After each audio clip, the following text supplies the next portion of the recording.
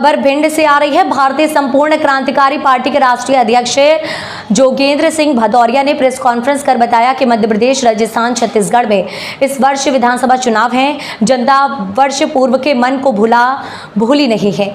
खराब समस्या से मुक्ति के लिए जनता जनार्दन ने भाजपा को, उसने भी सिर्फ प्रदेश को लूटा। व्यायाम घोटाला, ई टेंडर, पोषण आहार और हाल ही में पटवारी भर्ती घोटाला, ऐसे सैकड़ों घोटालों से जनता त्राहिमाम कर रही है। पिछली बार कांग्रेस को मौका दिया तो उसने मात्र महीने में भ्रष्टाचार की सारी हदें पार कर दी और ट्रांसफर इंडस्ट्री खोल दी। मध्य प्रदेश की भाजपा की सरकार सभी मोर्चे पर विफल रही। डबल इंजन की सरकार ने जनता को धोखा और सिर्फ धोखा दिया। मध्य प्रदेश के किसान आज खून के आंसू रो रहा है और आत्महत्या करने को मजबूर है। युवाओं को रोजगार देने की बात करने वाली सरकार युवाओं का रोजगार दीन रही है। व्यापम घोटाले की जांच अभी पूरी भी नहीं हुई और भाजपा की सरकार का पटवारी परीक्षा भर्ती घोटाला आपके सामने आ गया। छात्र और युवा सड़कों पर हैं, सरकार और मंत्री मजे मार रहे हैं। जनता कांग्रेस और भाजपा से त्रस्त हो गई है। कमलनाथ सरकार ने भी ऋण माफी वादे से वादाखिलाफी की, जिससे किसानों में आक्रोश है। एक सांपनाथ तो एक नागनाथ वाली कहावत मध्य प्रदेश में पूरी चरितार्थ होती है। भिंड से प्रेम नारायण शर्मा की रिपोर्ट।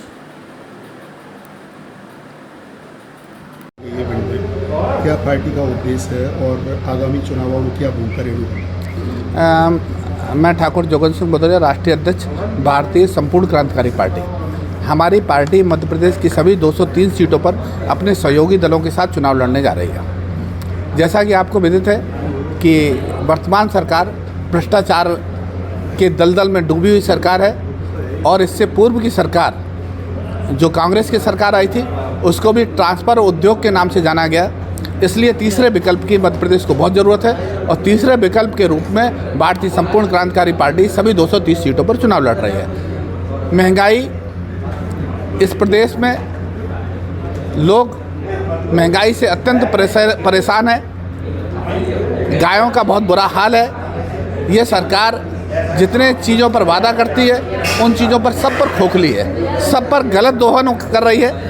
गाय जो है, किसान उन गायों से परेशान है। गौशाला में गाय भटक रही है, मर रही है। बहुत अत्यंत दयनीय दशा गाय की है। हमारी सरकार सहभागी बनी। सरकार बनाने में सबसे पहले पूरे प्रदेश भर में गाँवों की, गौशालाओं की उचित व्यवस्था हमारी माध्यम से, हमारे सरकार के माध्यम से होगी। हमारी पार्टी मध्य प्रदेश की 50 सीटों पर केवल महिला उम्मीदवार को 50% सीटों पर महिला उम्मीदवार देगी। बेरोजगार और महंगाई के लिए हमारे पास खाका खिंचा हुआ है, उस पर हम बहुत जोरदार तरीके से काम करेंगे। एक कविता है खेत ठाकुर का, मिट्टी ठाकुर की, इसको लेकर आप क्या कहना चाहते हैं? बहुत चर्चित कविता होगी। हाँ, कल बहुत अच्छा आपने प्रश्न कर लिया। कल मैंने दिल्ली में इस पर प्रेस भी की थी और कहा था इतना स्तर संसद का गिर चुका है, जिस मर्यादाएं संसद की तार तार हो रही हैं और कोई इस पर बोलने को तैयार नहीं है। एक कविता का पाठ किया गया जिस कविता से उस बिल का कोई अभिप्राय नहीं था। इतनी महंगी संसद की कार्रवाई, इतना पैसा ऊल जलूल चीज़ों पर खर्च हो रहा है। संसद को कविता का मंच और कवि का मंच बना करके कविता का पाठ किया गया। कविता के मूल उद्देश्यों से भटक करके कविता का अंत में कहा गया, कविता का पाठ किया गया। उस कविता के कवि ने ठाकुर शब्द की सब जगह प्रशंसा की। उसने कहा खेत ठाकुर का, यानी ठाकुरों ने खेत दिया, उस पर व्यवस्था हुई। उसने कहा खलियान ठाकुर का, यानी जहाँ व्यवस्था नहीं तो खलियान मिला।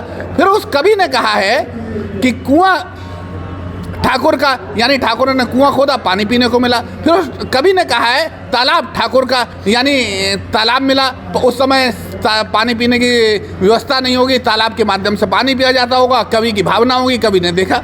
तो कवि का मेरे दृष्टिकोण से ठाकुरों भगवान के रूप में, हम भगवान को ठाकुर की श्रेणी देते हैं। मथुरा में आप जाएंगे, भगवान श्री कृष्ण को ठाकुर कहा जाता है। ठाकुर क्यों कहा जाता है? ठाकुर एक वो उपाधि है घर के मुखिया की, जो सर्वश्रेष्ठ होता है उसको ठाकुर कहा जाता है। ठाकुर का दूसरा शाब्दिक अर्थ है कि अपने स्वाभिमान को बचाना।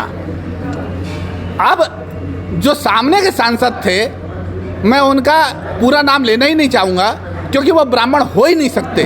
मैं चैलेंज के साथ कह सकता हूँ कि उनका डीएनए चेंज करा लिया जाए, चेक करा लिया जाए, ब्राह्मण हो ही नहीं सकते। क्योंकि ब्राह्मण और ठाकुर, मेरा इससे कोई नाता नहीं, लेकिन मेरे कथन है ये एक दूसरे के पूरक है। ठाकुर जो है हर जगह ब्राह्मण को देख लेगा तो ब्राह्मण देवता कह करके उसको संबोधन करता है। तो उन्होंने बीच में एक नई उस कविता में लास्ट में पार्ट में जाने कहाँ से जोड़ दिया कि अंदर के ठाकुर को मारो।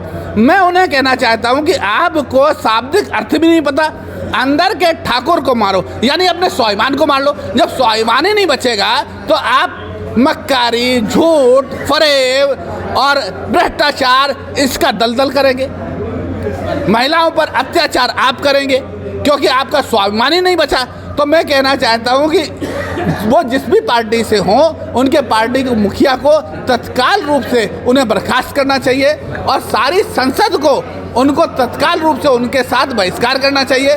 पुराने ज़माने में अगर कोई इस तरह की बात कह दिया करता था तो उसका दाना पाना हुक्का बंद कर दिया जाता था। ऐसे लोगों को सामाजिक तिरस्कार कर देना चाहिए। तो यहाँ तक चेतावनी दी है, अगर कोई व्यक्ति उनको मुंह काला करके गधे पे बैठाएगा तो मैं उसे 5 लाख रुपए तत्काल प्रभाव से मैं दूंगा। इनाम घोषित इनाम घोषित किया है।